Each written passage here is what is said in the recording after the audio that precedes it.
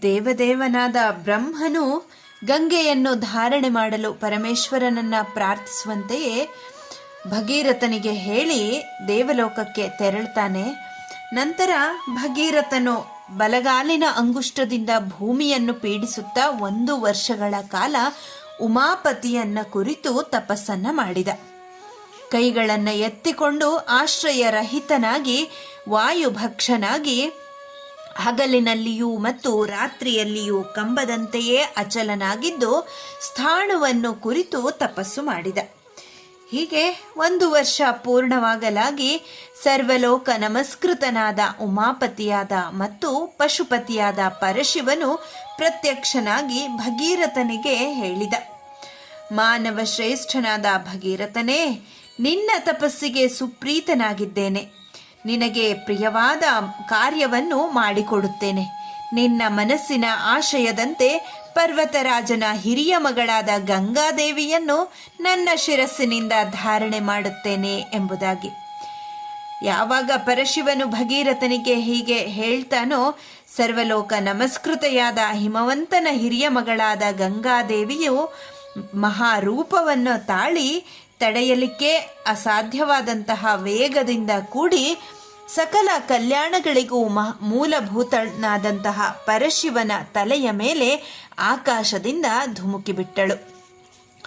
ಧಾರಣೆ ಮಾಡಲು ದುಸ್ಸಾಧ್ಯವಾದ ವೇಗದಿಂದ ಬರುತ್ತಿದ್ದ ಗಂಗಾದೇವಿಯು ತನ್ನಲ್ಲಿಯೇ ಹೀಗೆ ಆಲೋಚಿಸ್ತಾಳೆ, ನನ್ನ ಈ ವೇಗದ ಮತ್ತು ಅದ್ಭುತವಾದಂತಹ ಪ್ರವಾಹದಿಂದ ನನ್ನನ್ನು ಧಾರಣೆ ಮಾಡಲು ಸಿದ್ಧನಾಗಿ ನಿಂತಿರುವ ಶಂಕರನನ್ನೂ ಎತ್ತಿಕೊಂಡು ಪಾತಾಳಕ್ಕೆ ಹೊರಟು ಹೋಗುತ್ತೇನೆ ಎಂಬುದಾಗಿ.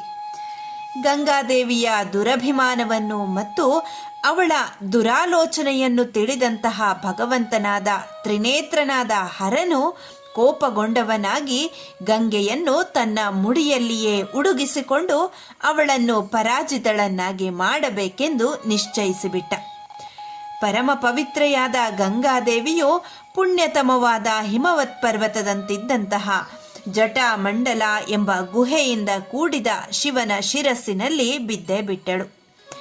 ಗಂಗೆಯು ಶಿವನ ಜಟಾಮಂಡಲವನ್ನು ಬಿಟ್ಟು ಭೂಮಿಗೆ ಹೋಗಬೇಕೆಂದು ಬಹುವಿಧವಾಗಿ ಪ್ರಯತ್ನಿಸಿದಳು. ಆದರೆ ಶಿವನ ಜಟಾಮಂಡಲದಿಂದ ಹೊರಬರಲು ಅವಳಿಗೆ ಸಾಧ್ಯವಾಗಲೇ ಇಲ್ಲ. ಅನೇಕ ಸಂವತ್ಸರಗಳವರೆಗೆ ಗಂಗಾದೇವಿಯು ಶಿವನ ಜಟೆಯಲ್ಲಿಯೇ ಪರಿಭ್ರಮಿಸುತ್ತಿದ್ದಳು. ಗಂಗಾದೇವಿಯು ಹೊರಗೆ ಬಾರದೇ ಇದ್ದುದನ್ನು ಕಂಡಂತಹ ಭಗೀರಥ ರಾಜನು ಪರಶಿವನನ್ನು ಕುರಿತು ಪುನಃ ಘೋರವಾದ ತಪಸ್ಸನ್ನು ಮಾಡಲು ಉಪಕ್ರಮಿಸಿದ. ರಾಜನು ಮಾಡಿದ ಆ ತಪಸ್ಸಿನಿಂದ ಪರಶಿವನು ಪರಮ ಪ್ರೀತನಾಗಿ ಜಟಾಮಂಡಲ ಮಂಡಿತೆಯಾಗಿದ್ದಂತಹ ಗಂಗಾದೇವಿಯನ್ನು ಬ್ರಹ್ಮ ನಿರ್ಮಿತವಾದ ಬಿಂದು ಸರೋವರದಲ್ಲಿ ಬಿಟ್ಟ. ಸರೋವರದಲ್ಲಿ ಬಿಡಲ್ಪಟ್ಟ ಗಂಗೆಯಿಂದ 7 ಪ್ರವಾಹಗಳು ಹೊರಟವು. ಮಂಗಳಕರವಾದಂತಹ ತೀರ್ಥದಿಂದ ಕೂಡಿದ್ದ ಹ್ಲಾದಿನಿ, ಪಾವನಿ ಮತ್ತು ನಲಿನಿ ಎಂಬ 3 ಪ್ರವಾಹಗಳು ಪೂರ್ವ ದಿಕ್ಕಿನ ಕಡೆಗೆ ಪ್ರವಹಿಸಿದವು. ಶುಭಪ್ರದಗಳಾದಂತಹ ಸುಚಕ್ಷು, ಸೀತಾ, ಮಹಾನದಿಯಾದಂತಹ ಸಿಂಧು ಈ 3 ಪ್ರವಾಹಗಳು ಪಶ್ಚಿಮ ದಿಕ್ಕಿಗೆ ಪ್ರವಹಿಸಿದವು. 7ನೆಯ ಪ್ರವಾಹವು ಭಗೀರಥನನ್ನೇ ಅನುಸರಿಸಿ ಹೊರಟಿತು.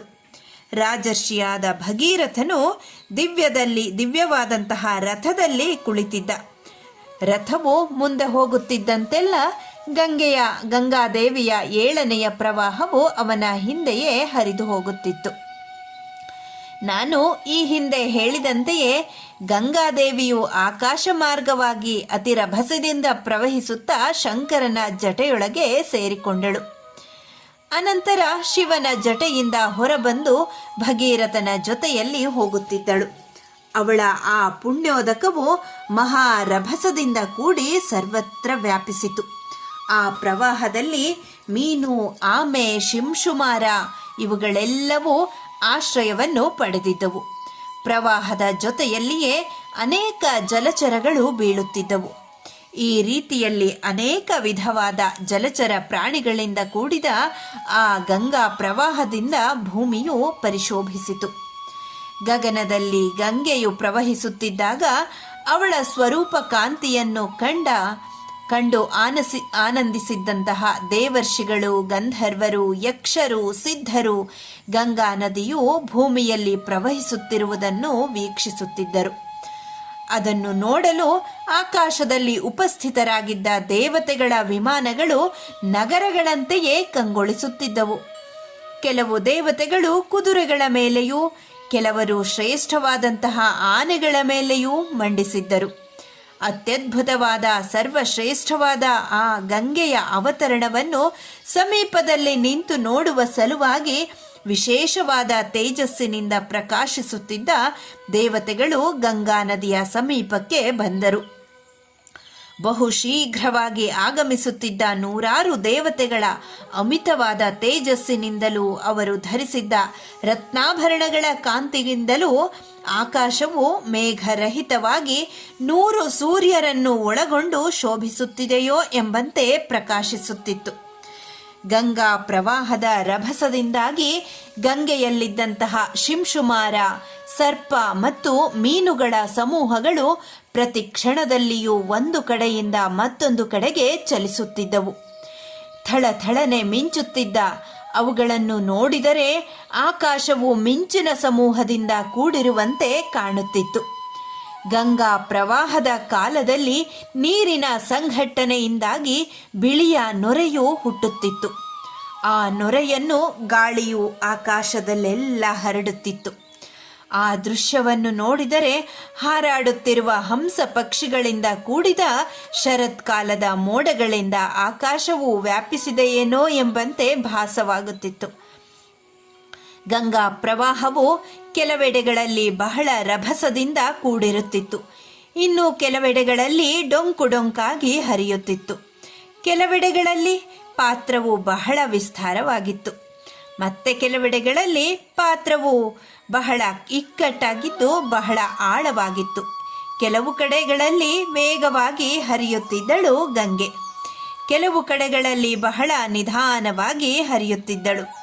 ಕೆಲವು ಸಮಯಗಳಲ್ಲಿ ಗಾಳಿಯಿಂದ ಮೇಲೇಳುತ್ತಿದ್ದ ಅಲೆಗಳ ಬಡಿತದಿಂದಾಗಿ ನೀರು ಮೇಲಕ್ಕೆ ಹಾರಿ ಪುನಃ ಭೂಮಿಯ ಮೇಲೆ ಬೀಳುತ್ತಿತ್ತು.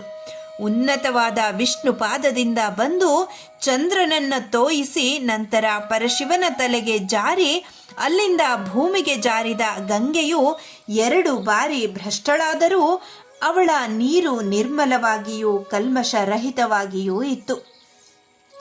ಈಶ್ವರನ ತಲೆಯಿಂದ ಹೊರಟ ಆ ತೀರ್ಥವನ್ನು ಋಷಿ ಮಹರ್ಷಿಗಳ ಸಮೂಹಗಳು, ಗಂಧರ್ವ ಯಕ್ಷರುಗಳು ಮತ್ತು ಭೂಲೋಕವಾಸಿಗಳು ಪವಿತ್ರವಾದುದೆಂದು ಸ್ಪರ್ಶ ಮಾಡಿದರು. ಯಾವ ದೇವ ದಾನವ ಗಂಧರ್ವರು ತಪಸ್ವಿಗಳಿಂದ ಶಪ್ತರಾಗಿ ಭೂಮಿಯಲ್ಲಿ ಜನ್ಮ ತಾಳಿದ್ದರೋ ಅವರೆಲ್ಲರೂ ಗಂಗಾ ನದಿಯಲ್ಲಿ ಸ್ನಾನ ಮಾಡಿ ಪಾಪರಹಿತರಾದರು. ಶಾಪಾಭಿಭೂತರಾದ ಅವರು ಗಂಗಾ ಜಲದಲ್ಲಿ ಸ್ನಾನ ಮಾಡುವುದರಿಂದಲೂ ಗಂಗಾ ತೀರ್ಥವನ್ನು ಪಾನ ಮಾಡುವುದರಿಂದಲೂ ಶಾಪ ವಿಮುಕ್ತರಾಗಿ ಪುಣ್ಯಾತ್ಮರಾಗಿ ಆಕಾಶ ಮಾರ್ಗದಿಂದ ತಮ್ಮ ತಮ್ಮ ಲೋಕಗಳನ್ನು ಸೇರಿದರು. ಆನಂದಭರಿತರಾದ ಜನರು ಪ್ರಕಾಶಮಾನವಾದ ಗಂಗಾ ನದಿಯ ನೀರಿನ ಅವಲೋಕನದಿಂದಲೇ ಸಂತುಷ್ಟರಾದರು. ಅವರು ಗಂಗೆಯಲ್ಲಿ ಸ್ನಾನ ಮಾಡಿದೊಡನೆಯೇ ಪಾಪರಹಿತರೂ ಆದರು. ಮಹಾ ತೇಜಸ್ವಿಯಾದ ರಾಜರ್ಷಿಯಾದ ಭಗೀರಥನು ದಿವ್ಯವಾದ ರಥದಲ್ಲಿ ಕುಳಿತು ಮುಂದೆ ಮುಂದೆ ಹೋಗುತ್ತಿದ್ದ. ಅವನನ್ನೇ ಅನುಸರಿಸಿ ಗಂಗಾ ನದಿಯು ಹಿಂದೆ ಹರಿದು ಹೋಗುತ್ತಿದ್ದಳು. ಮಹರ್ಷಿ ಸಮೇತರಾದ ದೇವತೆಗಳು, ದೈತ್ಯರು, ದಾನವರು, ರಾಕ್ಷಸರು, ಗಂಧರ್ವ ಯಕ್ಷರು, ಕಿನ್ನೋರಗರು, ಅಪ್ಸರೆಯರು, ಜಲಚರಗಳು ಇವರೆಲ್ಲರೂ ಭಗೀರಥನ ರಥದ ಹಿಂದೆ ಹರಿಯುತ್ತಿದ್ದ ಗಂಗೆಯನ್ನೇ ಅನುಸರಿಸಿ ಹೋಗುತ್ತಿದ್ದಾರೆ. ರಾಜಾಧಿರಾಜನಾದ ಭಗೀರಥನು ರಥದಲ್ಲಿ ಕುಳಿತು ಯಾವ ಮಾರ್ಗವನ್ನು ಅನುಸರಿಸಿ ಪ್ರಯಾಣ ಮಾಡುತ್ತಿದ್ದನೋ ಅದೇ ಮಾರ್ಗವನ್ನು ಅನುಸರಿಸಿ ಯಶಸ್ವಿನಿಯಾದ ಆಶ್ರಯಿಸಿದವರ ಪಾಪಗಳನ್ನು ಪರಿಹರಿಸುವ ಎಲ್ಲ ನದಿಗಳಿಗೂ ಶ್ರೇಷ್ಠಳಾದ ಗಂಗೆಯು ಹೋಗುತ್ತಿದ್ದಳು. ಹಾಗೆ ಹೋಗುತ್ತಿರುವಾಗ ಅಘಟಿತ ಘಟನಾ ಸಾಮರ್ಥ್ಯವುಳ್ಳ ಯಾಗದಲ್ಲಿ ದೀಕ್ಷಿತನಾದ ಮಹಾತ್ಮನಾದ ಜಹ್ನು ಮಹರ್ಷಿಯ ಯಜ್ಞಶಾಲೆಯನ್ನು ಗಂಗಾದೇವಿಯು ಮುಳುಗಿಸಿಬಿಟ್ಟಳು. ಜಹ್ನುವು ಗಂಗಾದೇವಿಯು ಗರ್ವಿತಳಾಗಿದ್ದಾಳೆಂದು ತಿಳಿದು ಕೋಪಗೊಂಡು ತನ್ನ ಯೋಗ ಶಕ್ತಿಯಿಂದ ಪರಮ ಅದ್ಭುತವಾದಂತಹ ಗುಣಾತಿಶಯವುಳ್ಳ ಗಂಗಾ ನದಿಯ ನೀರೆಲ್ಲವನ್ನು ಪೂರ್ಣವಾಗಿ ಕುಡಿದು ಬಿಟ್ಟನು. ನಂತರ ಗಂಗೆಯನ್ನು ಅನುಸರಿಸಿ ಬರುತ್ತಿದ್ದ ದೇವ, ದಾನವ, ಯಕ್ಷ, ಅಪ್ಸರೆಯರು, ಋಷಿಗಳು, ಮಹರ್ಷಿಯ ಪರಮಾದ್ಭುತವಾದಂತಹ ಆ ಕಾರ್ಯವನ್ನು ಕಂಡು ಆಶ್ಚರ್ಯಭರಿತರಾಗಿ ಪುರುಷ ಶ್ರೇಷ್ಠನಾದ ಜಹ್ನು ಮಹರ್ಷಿಯನ್ನು ನಾನಾ ವಿಧವಾಗಿ ಪೂಜಿಸಿ ಸ್ತೋತ್ರ ಮಾಡುತ್ತಾ ಗಂಗೆಯನ್ನು ಹೊರಗೆ ಬಿಟ್ಟರೆ ಇನ್ನು ಮುಂದೆ ಅವಳು ನಿನ್ನ ಮಗಳೆಂದೇ ಪ್ರಸಿದ್ಧಳಾಗುತ್ತಾಳೆಂದು ಮಹರ್ಷಿಗೆ ನಿವೇದಿಸಿದರು. ದೇವತೆಗಳು ಹೇಳಿದ ಆ ಮಾತಿನಿಂದ ಸಂತುಷ್ಟನಾದ ಮಹಾ ತೇಜಸ್ವಿಯಾದ ಜಹ್ನು ಮಹರ್ಷಿಯು ತನ್ನ 2 ಕಿವಿಗಳ ಮೂಲಕ ಗಂಗಾ ನದಿಯನ್ನು ಹೊರಕ್ಕೆ ಬಿಟ್ಟನು. ಈ ಕಾರಣದಿಂದಾಗಿ ಗಂಗಾ ನದಿಯನ್ನು ಜಹ್ನುಸುತ, ಜಾಹ್ನವಿ ಎಂದು ಕರೆಯುತ್ತಾರೆ. ಜಹ್ನು ಮಹರ್ಷಿಯಿಂದ ಬಿಡಲ್ಪಟ್ಟ ಗಂಗಾದೇವಿಯು ಪುನಃ ಭಗೀರಥನ ರಥವನ್ನೇ ಅನುಸರಿಸಿ ಹೊರಟಳು. ಭಗೀರಥನ ರಥಮಾರ್ಗದಲ್ಲಿಯೇ ಪ್ರವಹಿಸಿ ಸಗರನ ಮಕ್ಕಳು ಅಗೆದಿದ್ದ 1000 ಯೋಜನ ವಿಸ್ತೀರ್ಣದ ಭೂಭಾಗವನ್ನು ತನ್ನ ನೀರಿನಿಂದ ತುಂಬಿ ಸಾಗರವನ್ನಾಗಿ ಮಾಡಿದಳು.